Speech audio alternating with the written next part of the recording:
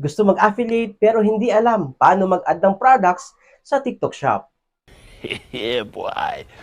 May kakilala ka bang gusto sanang kumita pero walang pangpuhunan? Baliw ka yata eh. Yes, meron ng ganon sa TikTok. Turuan kita kung paano. Una, gawa ka ng TikTok Shop mo at pag meron na, pumunta ka ng profile at hanapin mo ang basket icon. Click mo yung TikTok Shop at pumunta ka ng product marketplace.